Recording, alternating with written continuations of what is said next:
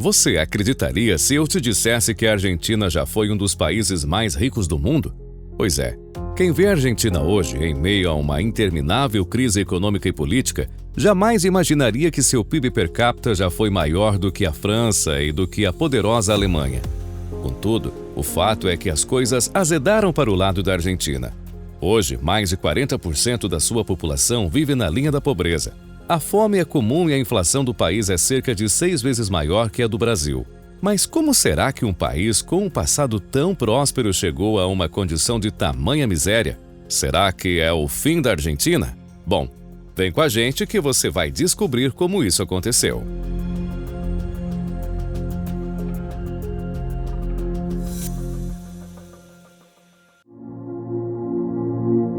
Um país que já foi chamado de a Europa da América do Sul e hoje é uma das nações mais pobres do mundo. Essa é a Argentina.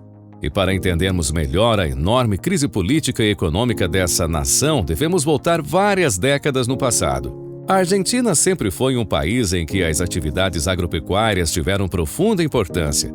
Por isso, no ano de 1929, com a Grande Depressão Americana, a nação argentina foi intensamente prejudicada, já que os preços dos produtos exportados pelo país, como trigo, lã e carne, caíram vertiginosamente.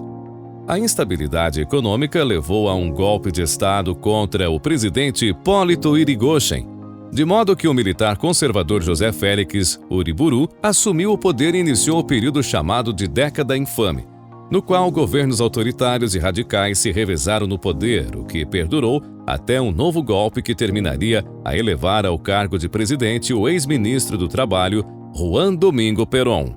E isso marcaria um ponto importantíssimo na história da Argentina, o chamado peronismo. Antes de explicar do que se trata, deixa eu só te pedir uma coisa, para você se inscrever no canal, ativar as notificações e deixar o like no vídeo. Feito isso, vamos ver o que é esse tal de peronismo. Bom, peronismo foi o estilo de governo populista e trabalhista adotado por Perón, o qual teve como suas principais medidas a criação de férias e de um 13º salário, além de reduzir a carga horária de trabalho, enquanto a economia era marcada pelo corporativismo, com ampla participação do Estado na economia e aumento do consumo, atitudes que resultaram no aumento da inflação. Em setembro de 1955, alguns grupos políticos estavam insatisfeitos com o peronismo, sendo promovido em um novo golpe de Estado na Argentina, dessa vez contra Perón.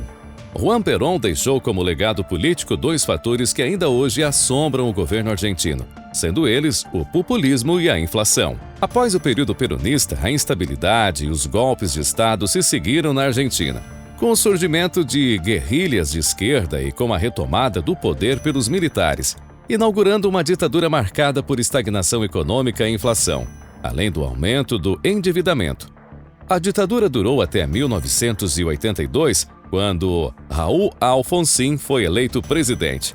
Uma das primeiras medidas do novo governo de Alfonsín foi substituir o peso argentino por uma nova moeda chamada austral, e veio acompanhada pelo congelamento dos preços de itens básicos e pelo controle de salários. O infortúnio, que foi para pagar a dívida que havia contraído com um empréstimo feito junto ao Fundo Monetário Internacional, o governo recorria à impressão de austrais, ou seja, criação de dinheiro do nada. Com mais dinheiro circulando, a inflação gerada aumentava o preço dos produtos num ritmo que chegou a 200% ao mês, um valor enorme se comparado aos 10% anuais que se vê no Brasil atualmente. Esse processo resultou em uma onda de saques a supermercados e, por último, na renúncia do presidente Alfonsín. A destruição de riqueza foi enorme nessa época, de modo que o povo como um todo teve suas economias fragilizadas enormemente. O novo escolhido para o cargo de presidente da Argentina foi o liberal Carlos Menem, que priorizou a privatização de indústrias e o incentivo ao livre comércio, algo que, de início, conseguiu trazer estabilidade e crescimento, bem como o arrefecimento da inflação, já que a moeda argentina foi pareada de 1 para 1 com o dólar. Mas as indústrias nacionais não conseguiam competir com o novo pareamento das moedas, pois as importações ficaram muito baratas. A consequência direta foi a desindustrialização nacional e um desemprego massivo.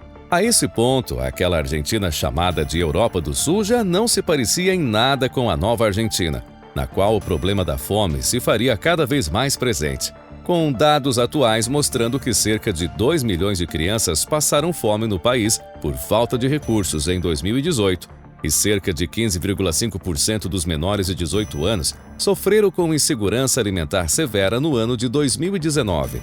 Entretanto, voltando à história, a crise de sucessão se agravaria ainda mais com o fim do mandato de Carlos Menem e com a eleição de Fernando de la Rúa. Com propostas de bem-estar social e de fim da corrupção, entretanto, o novo chefe da nação não conseguiu conter a desindustrialização herdada de seu antecessor, gerando um aumento na pobreza e uma crise de dívida, já que a essa altura ninguém mais queria financiar a Argentina.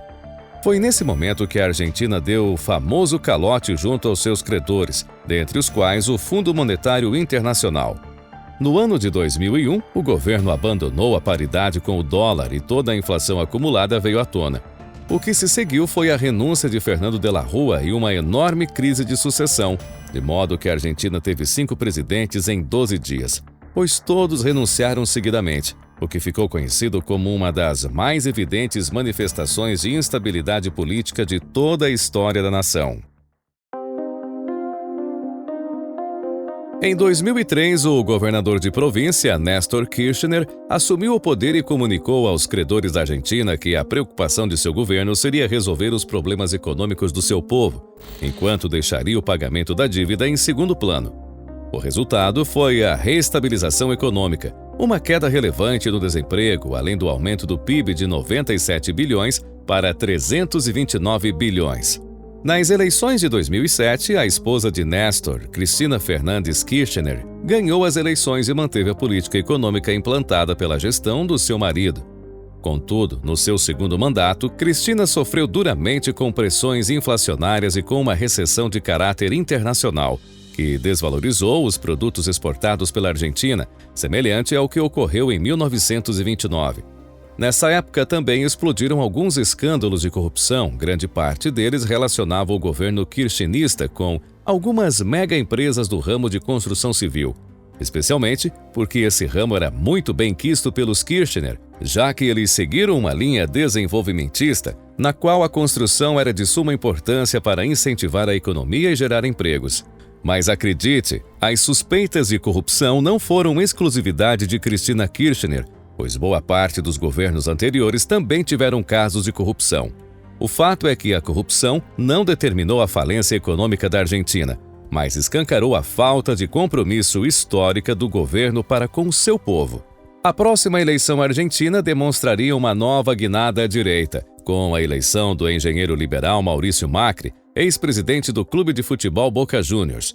A gestão de Macri incentivou a exportação, especialmente de grãos e minérios, aumentando a produtividade e o PIB nacional. Mas o reajuste nos preços do combustível, do transporte público e nas contas de água e energia fez com que houvesse uma grande perda de popularidade do novo governante. Mas outro fator-chave que corroeu bastante a popularidade do governo de Macri foi a reforma da Previdência, feita com o objetivo de reduzir os gastos do governo, mas que obteve uma péssima recepção popular, gerando manifestações violentas com a ocorrência de algumas mortes. A reeleição de Macri fracassou e quem assumiu foi Alberto Fernandes. Para a infelicidade de Fernandes, logo no começo de seu mandato, o vírus chegaria na Argentina, dificultando qualquer política econômica e corroendo a aprovação popular do governo, que adotou uma política intensa de restrições, o qual gerou vários protestos e intensificou a instabilidade econômica. Com todo esse histórico, dá para notar que a Argentina não teve sua economia solopa pelo azar, pois só com vários anos de golpes, corrupção, inflação e de uma maldita herança política que o país se encaminhou para a triste realidade do presente momento. O resultado é a presença constante da fome e a imigração do povo argentino, com dados da ONU indicando a presença de mais de 1 milhão de argentinos internacionalmente, sendo a Espanha, os Estados Unidos e o Chile os principais destinos. E aí, você sabia de toda essa triste história da Argentina? Você acha que um dia o Brasil pode chegar a essa situação? Então comente aqui embaixo. Ao contrário da Argentina, alguns países são exemplos de gestão e de grande desenvolvimento econômico. Estou falando do Catar, e se você quiser entender como o país da Copa de 2022 saiu de uma aldeia de pescadores e virou uma potência, clica no vídeo que está aparecendo aí na tela. Muito obrigado pela companhia. Antes de sair, não esquece de se inscrever e deixar o like. Um grande abraço, fiquem com Deus e até a próxima!